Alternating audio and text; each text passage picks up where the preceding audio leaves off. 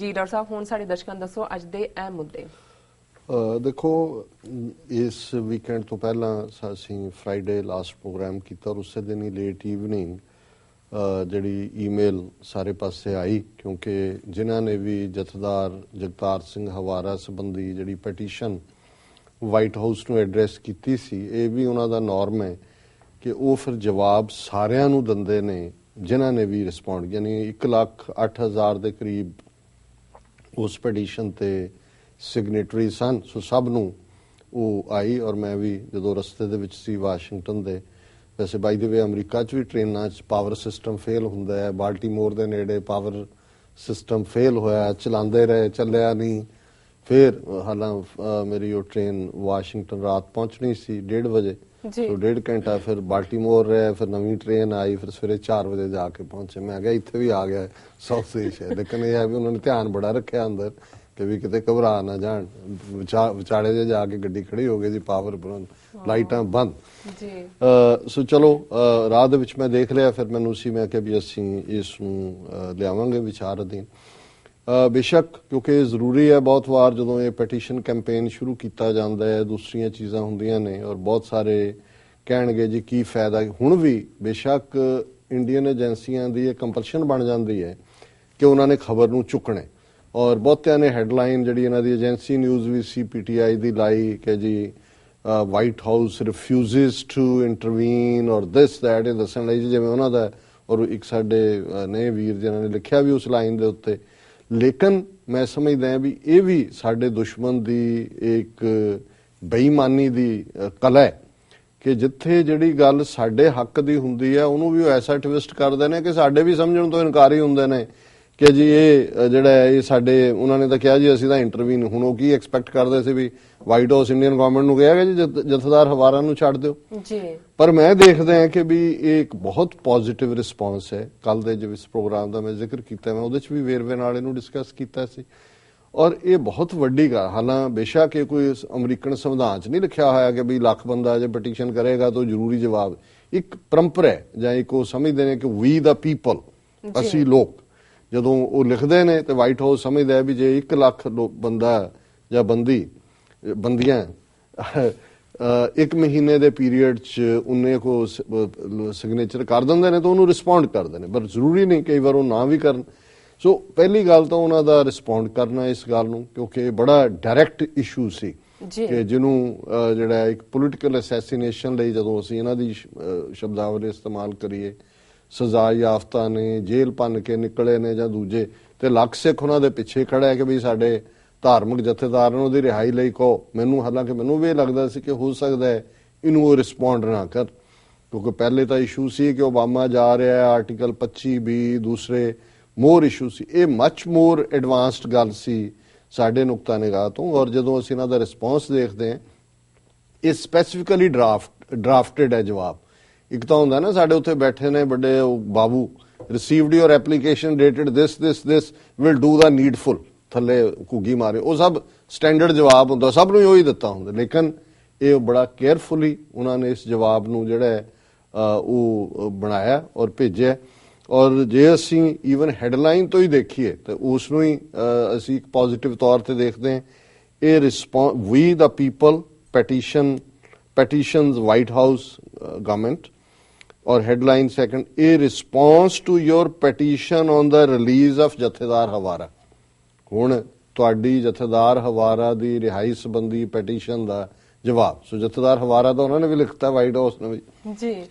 Thank you for taking the time to sign a We the People petition on the Sikh leader ਜਥੇਦਾਰ ਹਵਾਰਾ। ਸਿੱਖ leader ਵੀ ਮੰਨ ਰਹੇ।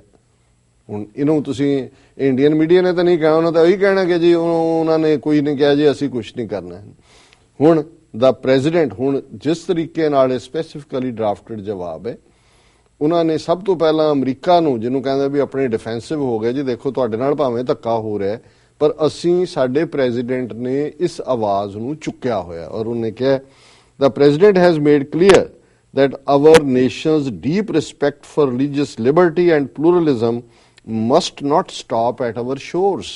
shores ਹੁੰਦਾ ਸਾਡੇ ਕੰਢਿਆਂ ਦੇ ਉੱਤੇ, ਕਿ ਮੁਲਕ ਦੀਆਂ ਹੱਦਾਂ ਜਾਂ ਮੁਲਕ ਦੇ ਪਾਣੀਆਂ ਤੱਕ, ਹੱਦਾਂ ਤੱਕ ਇਹ ਸਹਿਮਤ ਨਹੀਂ ਹੈ। ਕਿ ਸਾਡੇ ਪ੍ਰੈਜ਼ੀਡੈਂਟ ਨੇ ਇਸ ਗੱਲ ਨੂੰ ਪਹਿਲਾਂ ਹੀ ਇਹ ਸਪਸ਼ਟ ਕੀਤਾ ਹੋਇਆ ਹੈ ਕਿ ਧਾਰਮਿਕ ਆਜ਼ਾਦੀ ਔਰ ਬਹੁਵਾਦ, ਜਿਹਨੂੰ ਪਲੂਰਲਿਜ਼ਮ ਕਹਿੰਦੇ, ਜਿਹਦੇ ਸਾਰੇ ਨਸਲਾਂ ਦੇ ਲੋਕ, ਧਰਮਾਂ ਦੇ ਲੋਕ ਰਹਿ ਸਕਣ, ਇਹ ਜਿਹੜਾ ਸਾਡਾ ਸਿਧਾਂਤ ਹੈ, ਇਹਦਾ ਸਬੰਧ ਸਿਰਫ ਸਾਡੀਆਂ ਹੱਦਾਂ ਦੇ ਵਿੱਚ ਹੀ ਨਹੀਂ ਹੈ ਜਾਂ ਸਾਡੇ ਪਾਣੀਆਂ ਤੱਕ ਹੀ ਨਹੀਂ ਹੈ। In an address to the people of India last year, the President stressed the importance of these fundamental principles to both our democracies. ਕਿ ਜਦੋਂ ਪ੍ਰੈਜ਼ੀਡੈਂਟ ਇੰਡੀਆ ਨੇ ਭਾਰਤ ਦੇ ਲੋਕਾਂ ਨੂੰ ਪਿਛਲੇ ਸਾਲ ਸੰਬੋਧਨ ਕੀਤਾ ਸੀ ਤੇ ਉਹਨਾਂ ਨੇ ਇਸ ਬੇਸਿਕ ਮੌਲਿਕ ਸਿਧਾਂਤ ਦੀ ਗੱਲ ਦੋਨਾਂ ਲੋਕਤੰਤਰਾਂ ਦੇ ਹਵਾਲੇ ਨਾਲ ਕੀਤੀ ਸੀ। ਹੁਣ ਅੱਗੇ ਕੌਮਿਆਂ ਦੇ ਵਿੱਚ ਕੋਟ ਕੀਤਾ ਔਰ ਇਹ ਪ੍ਰੈਜ਼ੀਡੈਂਟ ਦੇ ਸ਼ਬਦ ਨੇ ਜੋ ਓਬਾਮਾ ਨੇ ਕਿਹਾ। ਹੁਣ ਇਸ ਤੋਂ ਜ਼ਾਹਰ ਹੈ ਕਿ ਉਹ ਇਹ ਸਮਝਦੇ ਨੇ ਵੀ ਸਿੱਖਾਂ ਦਾ ਇਸ਼ੂ ਕੀ ਹੈ, ਕੋਈ ਇਹੀ ਈਸਾਈਆਂ ਦਾ ਹੈ, ਦਲਿਤਾਂ ਦਾ ਹੈ। ਔਰ ਜਦੋਂ ਤੁਸੀਂ ਹੁਣ Amnesty international, human rights watch ਦੀ ਰਿਪੋਰਟ ਜਿਹੜੀ ਅਸੀਂ ਫਰਾਈਡੇ ਦੇ ਪ੍ਰੋਗਰਾਮ 'ਚ ਡਿਸਕਸ ਕੀਤੀ ਸੀ, ਉਹਨੇ ਕਿਸੇ ਨੂੰ ਭੁਲੇਖਾ ਤਾਂ ਨਹੀਂ ਰਹਿਣ ਦਿੱਤਾ। ਔਰ ਆਉਣ ਵਾਲੇ ਦਿਨਾਂ ਸਟੇਟ ਡਿਪਾਰਟਮੈਂਟ ਦੀ ਵੀ ਰਿਪੋਰਟ ਆਏਗੀ ਔਰ ਇਹਨਾਂ ਦਾ ਜਿਹੜਾ United States commission on international religious freedom ਹੈ, ਔਰ ਉਹਦੇ 'ਚ ਵੀ ਰਗੜੇ ਉਵੇਂ ਹੀ ਮੋਦੀ ਨੂੰ ਮਿਲੇ ਹੋਣਗੇ ਜਿਵੇਂ Amnesty international, human rights watch ਨੇ ਦਿੱਤੇ ਨੇ। ਔਰ ਇਹ president Obama the speech C. in both our countries, in India and America, our diversity is our strength, and we have to guard against any efforts to divide ourselves along sectarian lines or any other lines. And if we do that, well, if America shows itself as an example of its diversity and yet the capacity to live together and work together in common effort, in common purpose, if India, as massive as it is, with so much diversity, so many differences, is able to continually affirm its democracy, that is an example for every other country on earth. ਹੁਣ ਇਹ president Obama ਦੀ speech ਦਾ ਹਿੱਸਾ ਹੈ ਜਿਹਦੇ 'ਚ ਉਹਨਾਂ ਨੇ ਕਿਹਾ ਸੀ ਕਿ ਭਾਈ ਜਿਹੜੀ ਸਾਡਾ ਅੱਡ-ਅੱਡ ਵਿਭਿੰਨਤਾ ਹੈ ਇਹ ਸਾਡੀ ਸਟਰੈਂਥ ਹੈ, ਔਰ ਜੇ ਅਸੀਂ ਅੱਡਵਾਦੀ ਲਾਈਨ ਦੇ ਉੱਤੇ ਜਾਂ ਨਫ਼ਰਤ ਦੀ ਲਾਈਨ ਦੇ ਉੱਤੇ ਚੱਲਾਂਗੇ ਤੇ ਫਿਰ ਇਹ ਜਿਹੜਾ ਤਬਾਹੀ ਵਾਲੀ ਲਿਜਾਂਦਾ। ਉਹਨਾਂ ਨੇ ਅਮਰੀਕਾ ਦੀ ਉਦਾਹਰਣ ਦੇ ਕੇ ਕਿਹਾ ਕਿ ਵੀ ਜਿਵੇਂ America shows itself as an example of its, ਜਿਵੇਂ ਅਸੀਂ ਦੱਸਿਆ। ਸੋ ਕੁੱਲ ਮਿਲਾ ਕੇ ਉਹਨਾਂ ਦਾ ਇਹ ਕੋਟ ਕਰਨਾ ਦੱਸਦਾ ਹੈ ਕਿ ਵੀ ਆਲਰੇਡੀ ਸਾਡੇ ਪ੍ਰੈਜ਼ੀਡੈਂਟ ਨੇ ਇਸ ਮੁੱਦੇ ਦੇ ਉੱਤੇ ਲਾਈਨ ਲਈ ਹੋਈ ਹੈ। ਹੁਣ ਇਹ ਕਹਿਣ ਤੋਂ ਬਾਅਦ ਉਹਨਾਂ ਨੇ ਕਿਹਾ the United States remains committed to coordinating with governments around the world to promote religious freedom for all citizen. ਹੁਣ ਇਹ ਵੀ ਵੈਰੀ ਪੋਜ਼ਿਟਿਵ ਕਿ ਵੀ ਸਾਡੀ ਯੂਨਾਈਟਿਡ ਸਟੇਟ ਅਮਰੀਕਾ ਜਿਹੜਾ ਹੈ ਉਹ ਇਸ ਗੱਲ ਦੇ ਲਈ ਵਚਨਬੱਧ ਹੈ ਕਿ ਦੁਨੀਆ ਦੇ ਵਿੱਚ ਅੱਡ-ਅੱਡ ਸਰਕਾਰਾਂ ਦੇ ਨਾਲ ਉਹਨਾਂ ਦੇਸ਼ਾਂ ਦੇ ਸ਼ਹਿਰੀਆਂ ਦੀ ਧਾਰਮਿਕ ਆਜ਼ਾਦੀ ਦੇ ਲਈ, ਉਹਦੀ ਵਧਾਵੇ ਦੇ ਲਈ, ਪ੍ਰਮੋਸ਼ਨ ਦੇ ਲਈ ਉਹ ਜਿਹੜਾ ਰਿਮੇਨਸ ਕਮਿਟਡ ਟੂ ਵਚਨਬੱਧ ਹੈ। We encourage you to continue to use the people platform to petition the administration to take action on the policy issues you care about. ਹੁਣ ਇਹ ਬਹੁਤ ਵੱਡੀ ਗੱਲ ਹੈ। ਇੱਕ ਤਾਂ ਹੁੰਦਾ ਨਾ ਆਪਣੇ ਹੀ ਕਹਿਣਗੇ ਯਾਰ ਕੀ ਚੌਥੇ ਦਿਨ ਉਹਨਾਂ ਨੂੰ ਤੁਸੀਂ ਕਰੀ ਜਾਂਦੇ ਹੋ, ਉਹ ਤੁਹਾਨੂੰ ਕਹਿ ਰਹੇ ਨੇ ਕਿ ਤੁਸੀਂ ਬਹੁਤ ਚੰਗਾ ਕਰ ਰਹੇ ਹੋ ਜਿਹੜਾ ਸਾਨੂੰ ਜਿਹੜਾ ਉਹ ਜਾਣੂ ਕਰਵਾਉਂਦੇ ਹੋ ਕੀ ਹੋ ਰਿਹਾ। ਤੁਸੀਂ ਜਿਹੜਾ ਇਸ ਗੱਲ ਨੂੰ, ਇਹ ਜਿਹੜਾ ਪਲੇਟਫਾਰਮ ਹੈ ਇਹਨੂੰ ਜਾਰੀ ਰੱਖੋ, ਸਾਨੂੰ ਦੱਸਦੇ ਰਹੋ administration to take action on the policy issues you care about, ਜਿਹੜਾ ਇਸ਼ੂਜ਼ ਬਾਰੇ ਤੁਸੀਂ ਜਿਹੜਾ ਉਹ ਫਿਕਰਮੰਦ ਹੋ।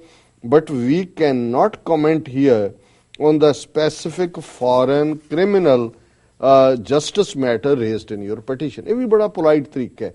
ਉਹਦੇ 'ਚ ਇਹ ਵੀ ਕਹਿ ਸਕਦੇ ਸੀ ਕਿ ਜੀ he is already convicted or this that। ਉਹਨਾਂ ਨੇ ਬਿਲਕੁਲ, ਉਹਨਾਂ ਨੇ ਬੜੀ politely ਇਹ ਕਿਹਾ ਵੀ ਤੁਸੀਂ ਸਾਨੂੰ ਲਿਖੋ, ਮਤਲਬ ਇਹ ਹੈ ਵੀ ਅਸੀਂ ਜਿਹੜਾ ਹੈ ਉਹ ਇਸ ਬਾਰੇ concerned ਹੈ, but we cannot comment here, ਪਰ ਅਸੀਂ ਇਸ ਬਾਰੇ ਟਿੱਪਣੀ ਨਹੀਂ ਕਰ ਸਕਦੇ on the specific foreign criminal justice matter raised in your ਪੈਟੀਸ਼ਨ।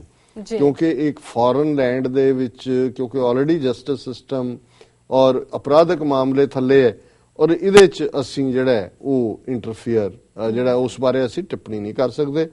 You can read the full terms of bus and ਹੈ। ਥੈਂਕਸ ਅਗੇਨ ਫॉर ਰੇਜ਼ਿੰਗ ਯੋਰ ਵੌਇਸਿਸ। ਸੋ ਹੁਣ ਅਸੀਂ ਸਮਝਦੇ ਹਾਂ ਵੀ ਇਹਨੂੰ ਕੋਈ ਇਹ ਕਹੇ ਕਿ ਜੀ ਇਹਦੇ 'ਚੋਂ ਅਸੀਂ ਕੀ ਕੱਢਿਆ ਜੀ, ਕੀ ਹੋਇਆ ਜੀ, ਲੇਕਿਨ ਇਸ ਦੇ ਉਲਟ ਮੈਂ ਸਮਝਦਾ ਕਿ ਇਹਨੂੰ ਇੱਕ ਬਹੁਤ ਪੋਜ਼ਿਟਿਵ ਰਿਸਪੌਂਸ ਹੈ। ਬੇਸ਼ੱਕ ਇਸ ਇਸ਼ੂ ਤੇ ਤਾਂ ਉਹਨਾਂ ਨੇ ਨਿਊਟਰਲ ਹੀ ਹੋਣਾ ਸੀ, ਪਰ ਉਹਨਾਂ ਦਾ ਰਿਸਪੌਂਡ ਕਰਨਾ, ਉਹਨਾਂ ਦਾ ਪ੍ਰੈਜ਼ੀਡੈਂਟ ਨੂੰ ਕੋਟ ਕਰਨਾ, ਰਿਲੀਜੀਅਸ ਫਰੀडम ਦੀ ਗੱਲ ਕਰਨੀ ਔਰ ਇਹ ਕਹਿਣਾ ਕਿ ਸਾਨੂੰ ਤੁਸੀਂ ਲਿਖਦੇ ਰਹੋ, ਔਰ ਜਿਸ ਤਰੀਕੇ ਨਾਲ ਈਵਨ ਉਹਨਾਂ ਨੇ ਇਸ ਸਾਰੇ ਨੂੰ ਜਸਟਿਸ ਆਪਣੇ ਜਥੇਦਾਰ ਹਵਾਰਾ ਨੂੰ ਔਰ ਦੂਸਰਿਆਂ ਨੂੰ ਸੰਬੋਧਨ ਵੀ ਕੀਤਾ ਹੈ। It's a very positive response. ਔਰ ਇਹਦੇ ਨਾਲ ਹੀ ਮੈਂ ਸਮਝਦਾ ਵੀ ਜਿਹੜਾ ਦੂਸਰਾ ਮੂਵ ਪੁਰਤਗਾਲ ਦੀ ਐਮਬੈਸੀ ਦੇ ਨਾਲ 5 ਫਰਵਰੀ ਨੂੰ ਥਾਂ-ਥਾਈਂ ਜਿਹੜਾ ਹੈ ਉਹ ਉਹਨਾਂ ਨੂੰ ਮੈਮੋਰੈਂਡਮ ਦੇਣ ਦਾ, ਉਸ ਦੇ ਲਈ ਵੀ ਸਾਨੂੰ ਜਿਹੜਾ 11 ਤੋਂ 1 ਵਜੇ ਤੱਕ ਦਾ ਉਹ ਟਾਈਮ ਹੈਗਾ। ਅਸੀਂ ਆਉਣ ਵਾਲੇ ਦਿਨਾਂ 'ਚ ਡੀਟੇਲਸ ਵੀ ਦੇਵਾਂਗੇ ਜੀ। ਸੋ ਇਹ ਅਸੀਂ 6 ਫॉर ਜਸਟਿਸ ਨੂੰ ਮੁਬਾਰਕਬਾਦ ਦਿੰਦੇ ਉਹਨਾਂ ਸਾਰੇ ਇੰਡੀਵਿਜੂਅਲਸ ਵੀਰਾਂ ਭੈਣਾਂ ਨੂੰ ਔਰ ਉਹਨਾਂ ਜਥੇਬੰਦੀਆਂ ਨੂੰ ਜਿਹੜੇ ਕਿ ਇਹਨਾਂ ਹਾਲਾਤਾਂ ਜਿੱਥੇ ਤੁਹਾਡੇ ਆਪਣੇ ਹੀ ਤੁਹਾਡੇ ਲੱਤਾਂ ਖਿੱਚਣ ਵਾਲੇ ਨੇ, ਇਹਦੇ ਬਾਵਜੂਦ ਉਹ ਅੱਗੇ ਨੂੰ ਤੁਰ ਰਹੇ ਨੇ। ਸੋ ਇਹ ਮੇਨ ਇਸ਼ੂ ਹੈ ਇਸ ਵੇਲੇ ਜੀ।